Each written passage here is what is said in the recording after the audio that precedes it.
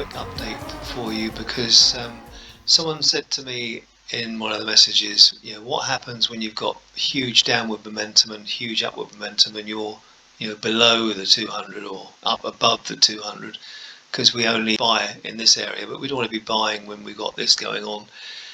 We do get buyer signals down here. I mean, obviously you'll be protected from the buy because we'll have a lot of bearish momentum, and without the green confirmation candles here, these bars, we're not going to be taking a buy position in this area.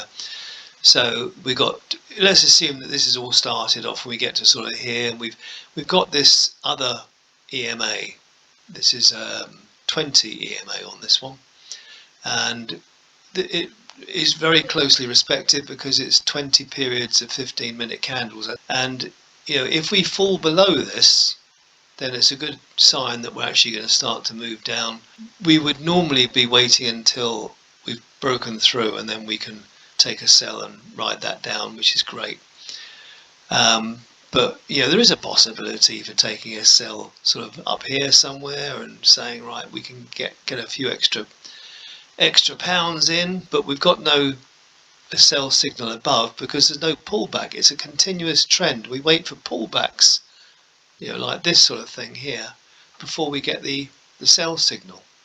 So we didn't get one from all the way from here until all the way over there, and we had all this momentum. So if we miss this one, and remember, we can't activate that signal until such time as this white line starts to show good momentum here.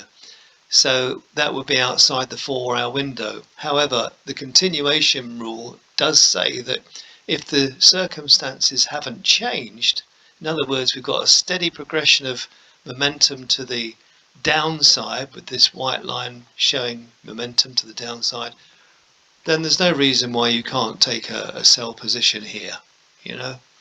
That would be an option. And the other thing you could do, you've got sell signals both sides. Where the momentum is strong, you can see what's happened. We've gone from upward momentum to downward momentum to the sell side. Here, this is these momentum waves, and we do get these triggers below because there's no pullback, so this is a continuation. The money flow is red and coming down, look, so everything's looking good for this. So we could have taken a sell position. There's another one here, look, we can take that one there possibly, but remember, we want to start with the basics, guys. So do what we have said, which is to sell below and wait for the thing to come above, because in the same way that we wouldn't have taken a buy position in this area because of these red bars, we would equally not have taken a sell position during this period regardless of this sell signal, because there's no red bars, it's all just green bars.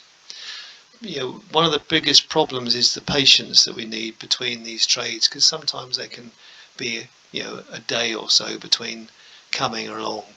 Not a problem if you just want to be trading every day or every other day and you get the signal and it's a good one, happy days, and the account will grow regardless. But if you're starting to get enthusiastic and you've made a few quid and you want to look at the more in-depth possibilities, then we could start looking at these things and say, yeah, I mean, we could try this out.